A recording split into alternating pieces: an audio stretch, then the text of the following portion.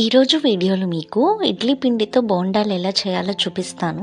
First మనకి ఇడ్లీలు పిండి కొంచెమే మిగులుతుంది కదా! అలాంటి టైంలో ఎవరైనా రిలేటివ్స్ కానీ, ఫ్రెండ్స్ కానీ సడన్‌గా వస్తే మనకేం చేయాలో తెలీదు.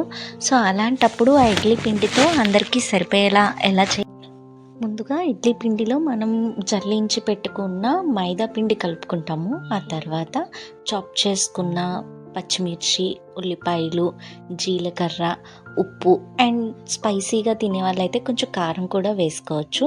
ఇవన్నీ వేసుకొని పిండిని బాగా కలుపుకోవాలి. ఆ తర్వాత స్టవ్ మీద కడాయి పెట్టుకొని ఆయిల్ పోసి హీట్ అయ్యాక చిన్న చిన్న బోండాల్లాగా మనం వేసుకోవడమే.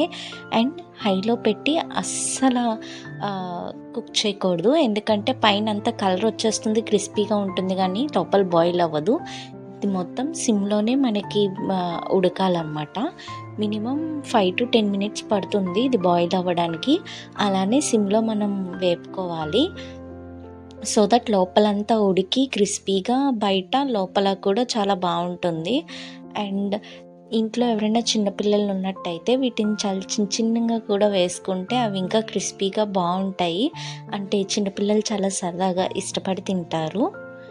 అండ్ దీంట్లోకి అల్లం చట్నీ కాంబినేషన్ అయితే చాలా బాగుంటుంది. చూసారా ఎంత క్రిస్పీగా కనిపిస్తున్నాయో? ఈ కలర్ వచ్చేసరికి మనం తీసేసుకుంటే సరిపోతుంది. లోపలంతా బాయిల్ అయిపోయి ఉంటుంది. ఈ ఉల్లి బొండాల్ని లైఫ్ సేవింగ్ అనే చెప్పుకోవాలి. ఎందుకంటే అప్పటికప్పుడైనా సరే మనకి పేలకుండా అండ్ అలానే ఎంతో టేస్టీగా యమ్మీగా వస్తున్నాయి కదా, అందుకు. అండ్ ఎవరైనా సడన్గా ఎక్కువ మంది గెస్ట్స్ వచ్చినా కూడా మనకి మేనేజ్ చేయడానికి ఈజీగా ఉంటుంది. సో ఈ రెసిపీని ఎప్పుడు మర్చిపోకండి.